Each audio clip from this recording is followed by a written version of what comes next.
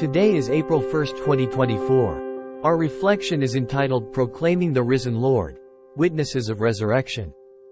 First reading, Acts chapter 2, verses 14 and 22 to 33. On the day of Pentecost, Peter stood up with the 11, raised his voice, and proclaimed, "You who are Jews, indeed all of you staying in Jerusalem, let this be known to you, and listen to my words.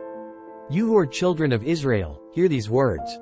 Jesus the Nazarene was a man commended to you by God with mighty deeds, wonders, and signs, which God worked through him in your midst, as you yourselves know.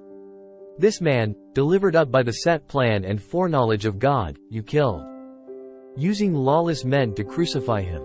But God raised him up, releasing him from the throes of death, because it was impossible for him to be held by it.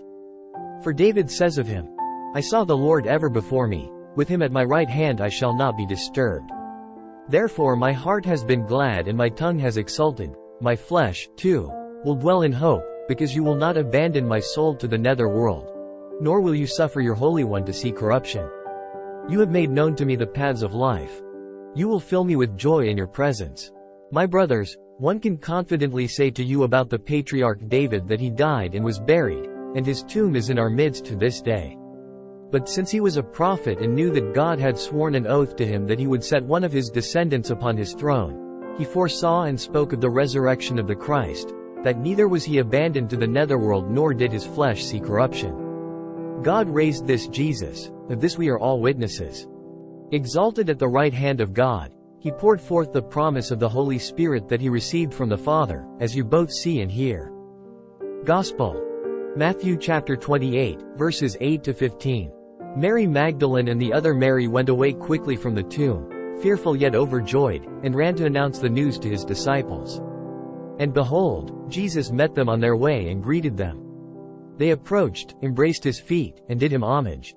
Then Jesus said to them, Do not be afraid. Go tell my brothers to go to Galilee, and there they will see me.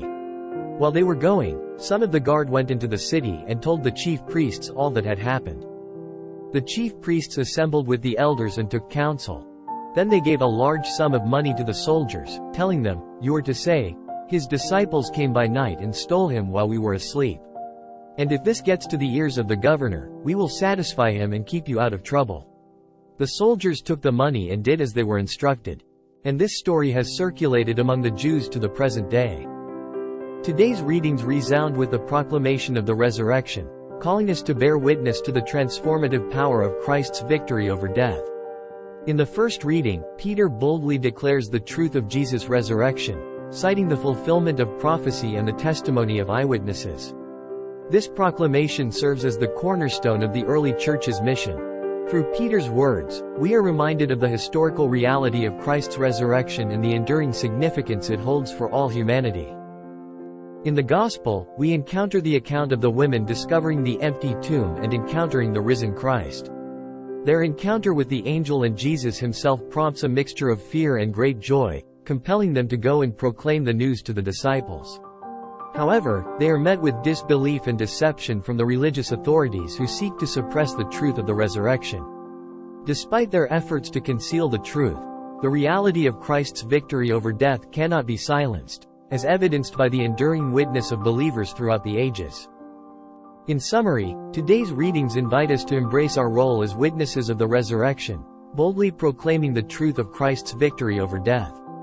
Just as Peter and the women were commissioned to share the good news with courage and conviction, so too are we called to bear witness to the transformative power of the risen Lord in our lives and in the world. May our lives be living testimonies to the reality of the resurrection, shining as beacons of hope and light in a world longing for redemption. Today, I will embrace my role as a witness of the resurrection by actively sharing the good news with others. I will look for opportunities to testify to the transformative power of Christ's victory over death in my words and actions, spreading hope and joy to those around me. In the face of doubt or disbelief, I will remain steadfast in my faith, trusting in the truth of the resurrection and its power to bring new life to all who believe. If you found this video meaningful, I invite you to show your support by hitting the like, subscribe and share button, as this will help us reach more people with these reflections. Together, we can create a community that seeks wisdom and spiritual growth.